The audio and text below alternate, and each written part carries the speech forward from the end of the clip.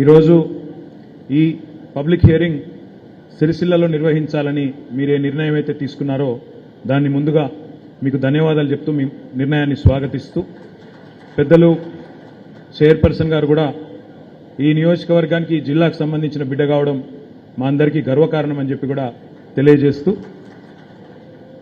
ఈరోజు మీరేదైతే ఇప్పుడే సెస్ ఎండి గారి రూపంలో రాష్ట్ర ప్రభుత్వం అదేవిధంగా ఇక్కడ ఉన్న cooperative electric supply society CESS ప్రతిపాదించిన ఛార్జీల పెంపు ఏదైతే ఉన్నదో ఆ విషయంలో మా పార్టీ తరపున అభిప్రాయాలు చెప్పడానికి నాతో పాటు మా గౌరవ శాసన మండలి సభ్యులు మాజీ మంత్రివర్యులు శ్రీ ఎల్ రమణ గారు అదేవిధంగా మాజీ శాసనసభ్యులు చొప్పదండి రవిశంకర్ గారు కూడా వచ్చి ఉన్నారు.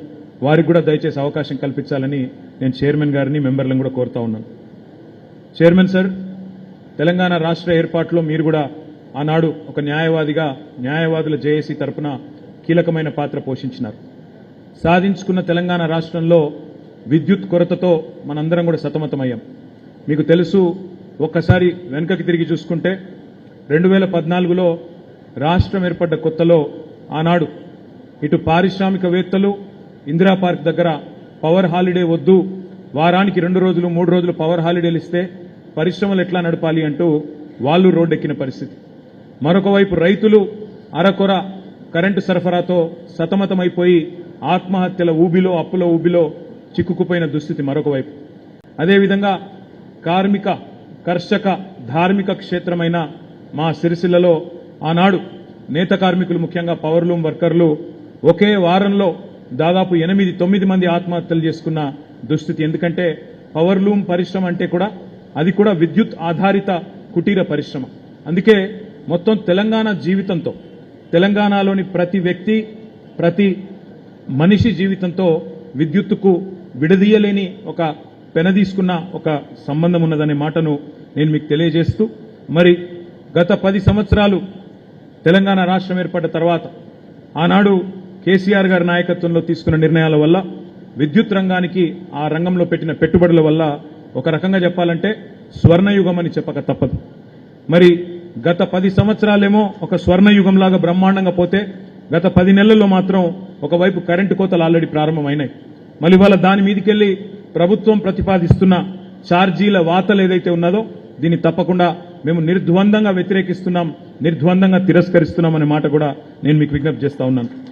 పాలకులకు విజన్ ఉంటే సంపద పెంచాలి, పేదలకు పంచాలి.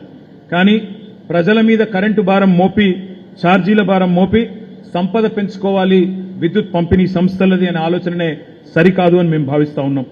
డిస్కంలు అంటే డిస్ట్రిబ్యూషన్ సంస్థలు, కానీ ఖజానాకు కాంట్రిబ్యూషన్ చేసే సంస్థలుగా వాటిని చూడడం కరెక్ట్ కాదు. విద్యుత్ అంటే వ్యాపారం కాదు, రాష్ట్ర ప్రగతిని పరుగులు పెట్టించే ఒక రథచక్రం. విద్యుత్ సంస్థల బలోపేతం కోసం చేసే ఖర్చులు ప్రభుత్వం భారంగా చూడడం కరెక్ట్ కాదు. ఇది ప్రభుత్వం బాధ్యతగా చూడాలి. రకరకాల ఛార్జీల పేరిట పేద మధ్యతరగతి నడ్డివిర్చేందుకు సర్కారు కుట్ర చేస్తున్నదని మేము భావిస్తా ఉన్నాం. అదనపు ఆదాయం కోసం 18,000 కోట్ల అదనపు భారం మోపాలన్న సర్కారు ఆలోచననే దుర్మార్గమైనది, ప్రజా వ్యతిరేకమైనదిగా మేము భావిస్తా ఉన్నాం. వివిధ కారణాలు చెప్పి 963 కోట్ల ట్రూ అప్ ఛార్జీలు, 16,364 కోట్లు అదనపు అవసరాలు రానున్న 4 సంవత్సరాల కోసం. అదే మాదిరిగా ఈ ఆర్థిక సంవత్సరానికి కూడా 1,200 కోట్ల విద్యుత్ ఛార్జీల పెంపు కోసం విద్యుత్ సంస్థలు ఎస్పీడీసీఎల్ కావచ్చు, ఎన్పీడీసీఎల్ కావచ్చు, సెస్ కావచ్చు, వారు పిటిషన్లు దాఖలు చేయడం జరిగింది. డిస్కాంలు ప్రతిపాదించిన సెస్తో సహా ఈ వివిధ 9 ప్రతిపాదనలను నిర్ద్వందంగా తిరస్కరించాలని చెప్పి మా పార్టీ తరఫున ఈఆర్సీ చైర్మన్ గారికి మెంబర్లకు మేము హృదయపూర్వకంగా విజ్ఞప్తి చేస్తా ఉన్నాం. ఒక మాటలో చెప్పాలి అంటే గతంలో 10 ఏళ్లు ప్రభుత్వంలో ఉన్నప్పుడు రాష్ట్ర ప్రజల మీద మేము రూపాయి భారం కూడా కొత్తగా వేయలేదు. సాగునీటిని ఉచితంగా ఇచ్చాం. కాళేశ్వరం లాంటి ప్రపంచంలోనే అతిపెద్ద లిఫ్ట్ ఇరిగేషన్ ప్రాజెక్టు కట్టినా రూపాయి భారం కూడా రైతుల మీద పడనీయలేదు. ఇంటింటికి తాగునీళ్లు ఇచ్చిన మొట్టమొదటి రాష్ట్రం తెలంగాణ మిషన్ భగీరథ ద్వారా. కానీ ఒక్క రూపాయి భారం కూడా ఒక్క ఆడకూతురు మీద ఒక్క ఇంటి మీద కూడా వేయకుండా ప్రభుత్వమే మొత్తం భరించింది. అదే మాదిరిగా మా సిరిసిల్లలోని నేతన్నలు ఎవరైతే ఉన్నారో వారి కోసం కూడా 10 HPల వరకు మరి 50% సబ్సిడీతో ప్రభుత్వమే గత 10 ఏళ్లు కూడా భరించడం వల్ల ఇవాళ వాళ్ళు ఒక స్థితికి వచ్చినారు. ఇవాళ నేను సిరిసిల్ల శాసనసభ్యుడిగా మా నేతన్నల తరపున విజ్ఞప్తి చేస్తా ఉన్నాను. ఆ 10 హెచ్పీలను 30 హెచ్పీలుగా పెంచి 50% సబ్సిడీ సిరిసిల్ల నేతన్నలకు కూడా అందించాలని చెప్పి కూడా మా పార్టీ తరపున కోరుతా ఉన్నాం. ఒక్క మాట, ఇవాళ పెంచిన ప్రపోజ్ చేస్తున్న ప్రతిపాదన ఏదైతే ఉన్నదో, ఇళ్లకు వాడుతున్న కరెంటు, ఇక్కడ ఉన్న అందరూ కూడా వినాలని నేను కోరుతా ఉన్నా.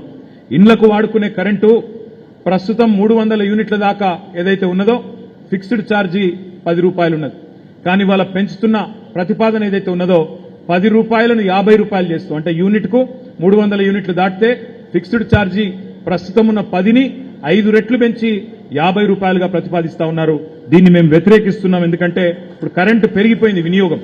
ఎండాకాలం వచ్చిందంటే నాకు తెలిసి బహుశా ఏ ఇల్లు కూడా, ఇప్పుడే నేను సెస్ చైర్మన్ గారితో కూడా కొద్దిసేపు మాట్లాడినాను, అదేవిధంగా అధికారులతో కూడా కొద్దిసేపు మాట్లాడినాను.